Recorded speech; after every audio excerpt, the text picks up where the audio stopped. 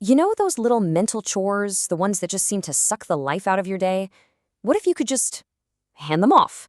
Well, that's exactly what we're diving into today, building your very own AI second brain to take care of all that boring stuff so you can focus on what actually matters. And trust me, that is not an exaggeration.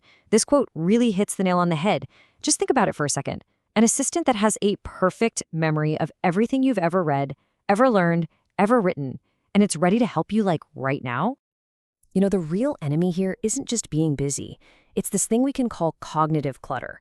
It's like all that background noise in your brain, right? That constant hum of trying to find old files, rereading stuff you know you've seen before, and basically relearning things over and over. It just nibbles away at your focus.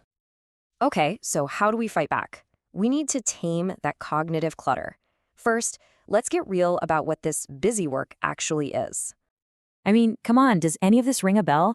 Digging through a mountain of old documents for just one little fact.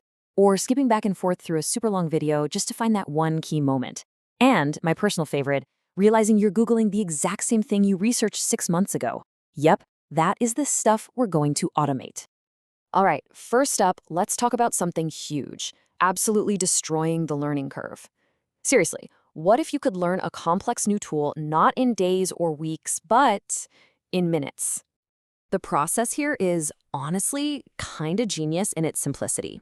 So you grab everything you can find, all the official manuals, tutorials, help guides for some beefy software like, say, Krita or PenPot.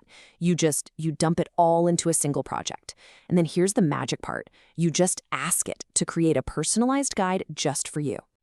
Now, the secret sauce here, the thing that makes this really work, is your prompt. You can't be vague and just say, hey, teach me this software. Nope, you gotta get specific. Tell it, look, I'm a total beginner. My goal is to create a comic panel. What are the first 5 things I need to do? That's how you get a lesson plan that's actually useful. Okay, but as you're learning anything new, you're gonna hit that wall, right? The wall of jargon. We've all been there. You end up with like 10 browser tabs open just to understand one sentence. You're spending more time on Wikipedia than on the actual thing you're trying to learn. So instead of going down that search engine rabbit hole, you can just turn to your second brain and ask. You see a term like context window, and you're like, what on earth is that? Boom, the AI just tells you, oh, that's just how much text I can remember at one time. Simple, and you stay right where you are, focused on what you were doing. And what's so cool is this isn't just for one thing. It works for any field. Maybe you're getting into UX design, and you keep seeing the word affordance. Instead of getting confused, you just ask, and it tells you, hey, that's just a fancy word for a visual clue that tells you how to use something, like a button that just looks pressable. It's a universal jargon buster. Okay, next up, let's talk about building your personal AI vault. Think of it, a place where you can find anything you've ever thought, written, or saved, and you can find it in seconds. And this really shows you the night and day difference. The old way? You're relying on some fuzzy memory, trying to guess which folder you put something in 3 years ago. It's a nightmare. The AI Vault way? You just ask a question in plain English, and it doesn't just spit back a file. It gives you context, it helps you connect the dots. So what are we putting in this vault? Literally anything that's important to you. The author of the article we're looking at throws in everything. Journal entries, notes from books, financial stuff, design ideas, the whole shebang. It's like that one perfect notebook that holds your entire life, except this one can actually talk back to you. But here's where it gets really, really cool. This isn't just about finding stuff you know you're looking for. It's about preventing you from doing the same work twice.